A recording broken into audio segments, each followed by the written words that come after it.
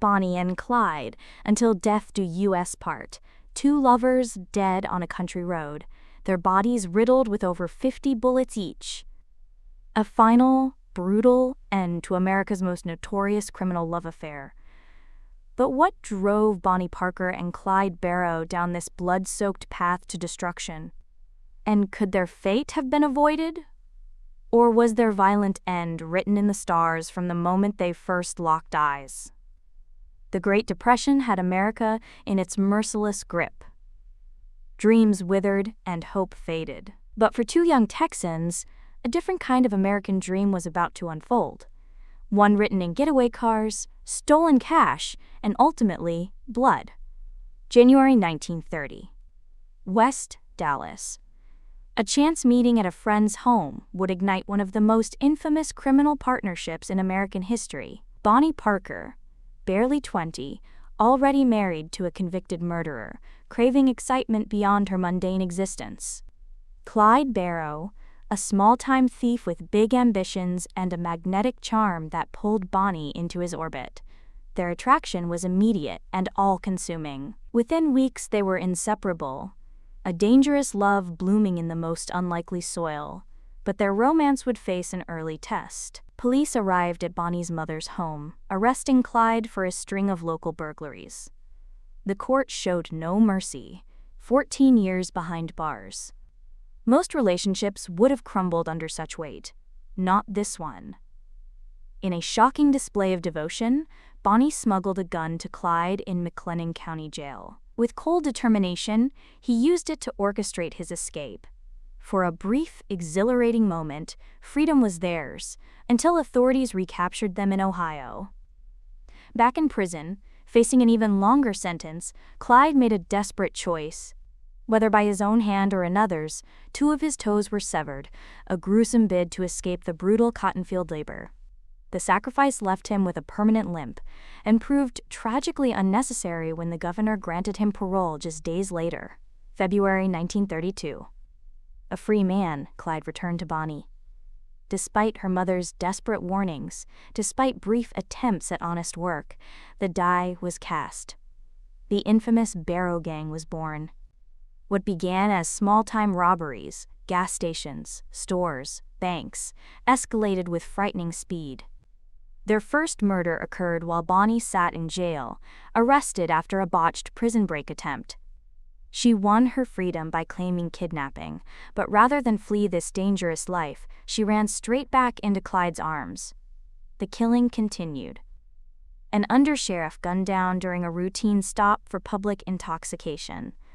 Police officers in Joplin, Missouri. Guards during prison breaks. With each bloody confrontation, their notoriety grew. A camera abandoned during their hasty escape from Joplin gave America its first glimpse of these outlaws. There was Bonnie, cigarette dangling defiantly from her lips, playfully pointing a gun at Clyde.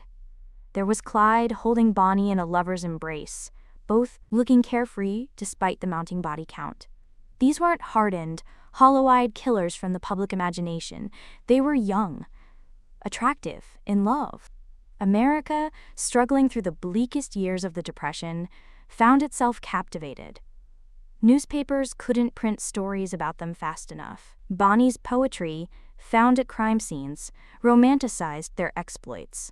They became folk heroes to some, a welcome distraction from grinding poverty and hopelessness. But the reality was far from romantic. A car accident left Bonnie with severe burns from battery acid, permanently damaging her leg. Like her lover, she now walked with a painful limp. The Barrow Gang faced repeated, increasingly violent confrontations with law enforcement. Clyde's brother Buck took a bullet to the head in one shootout, only to be mortally wounded days later in another. His wife Blanche lost partial eyesight from shattered glass and received a 10-year prison sentence. By January 1934, former Texas Ranger Frank Hamer had been hired for one purpose: end the Barrow Gang's reign of terror. He studied their patterns, their habits, their weaknesses, and he waited. The end, when it came, was swift and merciless. May 23, 1934, 9:15 a.m., Highway 154 in Louisiana.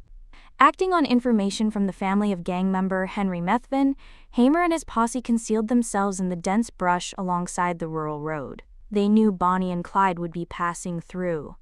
The distinctive rumble of a Ford V8 engine broke the morning silence. Bonnie and Clyde appeared, driving at a leisurely pace down the empty country road. Perhaps they were discussing their future. Perhaps they were simply enjoying the spring morning. They never saw it coming. Without warning, without a chance to surrender, the hidden lawmen opened fire. Over 130 bullets tore through the vehicle in a deafening barrage that lasted mere seconds, but ended 2 years of bloodshed. When the smoke cleared, the lovers remained side by side in death as they had been in life. Bonnie was 23.